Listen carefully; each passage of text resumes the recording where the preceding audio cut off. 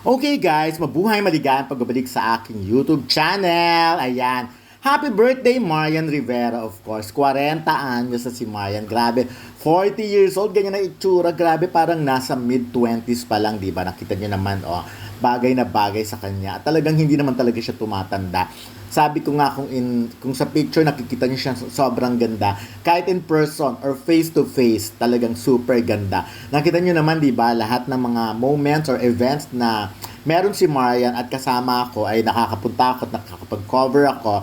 Talagang face to face na nakikita namin siya at nakakausap. Like ang last na nagkita kami kasi hindi ako naka-attend sa awards night ng Cinemalaya na by the way, siya nga pala ang nanalong Best Actress para sa pelikula niyang Balota na ang daming nagre-request na ipalabas sa mga sa lahat ng mga sinehan ngayong tapos ng Cinemalaya. So mukhang mangyayari naman 'yon dahil ang daming nag-aabang at syempre ang daming interesado na mapanood ang pelikula niya ni Marian Rivera. But anyways, ayan nga nakita niyo naman si Marian na yata ang pinakamasayang babae sa panahon ngayon or artista. Remember, nakita nyo naman talagang binigay sa kanya yung mga gustong mangyari or gustong magkaroon ng maraming artista. Nanalong Best Actress noong August 11 birthday party niya, and at the same time ayun na nga, sobrang happy ng family, sobrang happy ng sa kanya bilang artista. Kumbaga lahat ng aspect ng buhay niya, mapa-endorsement, commercial or whatever man ito,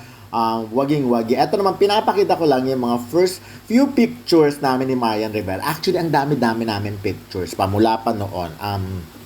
Nung hindi pa siya Marimar. So, ayan, yung mga photos namin na hinahanap ko pa, pictures namin nung hindi pa siya Marimar, and then nung naging Marimar na siya, yung mga ganong klaseng pictures namin, nakita nyo naman, ngayon nga medyo umiiwas na ako magpa-picture sa kanya kasi nakita nyo naman, ako na, nagbago na itsura ko si Marian, hindi pa rin nagbago, lalo siyang gumaganda. But anyways, ganyan, sa mga nagtatanong, sa mga nagsasabi, may mga impression kay Marian na medyo supladita, ganyan, masakit magsalita, ganyan siya.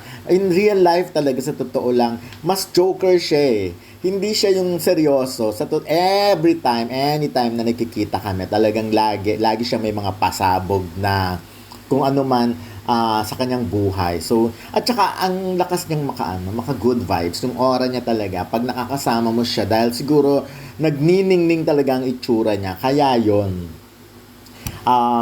natatranscend or nalilipat talaga na kapag nakita mo kasing very positive yung taong kaharap mo, ayun na nga. So eto yung bukod doon, di ba, parang nagkasunod-sunod kasi mga pagkikita namin, of course dun sa The Eddies nung July 7, and then nasundan niya na ito na nung endorsement niya na ginawa sa may din sa Okada, and then of course, yung last nga again ay nakita kami sa Wake Me Mother Lily Monteverde na kung saan tinatanong niya at kinukulit niya talaga ako kung napanood ko na yung Balota, and at the same time inaano niya ako, nasabihan niya ako na health is wealth, kasi nga sa panahon ngayon, di ba, alam naman lahat tumatanda, pero si Marian ay parang hindi tumatanda. Ito nung time na to, ang dami kong pictures kasi pagkasama si Marian, pag may event siya, picture lang ako ng picture, lahat ng angulo niya, lahat nakukunan ko talaga, lahat ng eksena, lahat ng kilos niya na isi-shoot ko. Kaya tignan mo, walang pinapalampas, 'di ba? So, kaya bonggang-bongga talaga si Marian. So,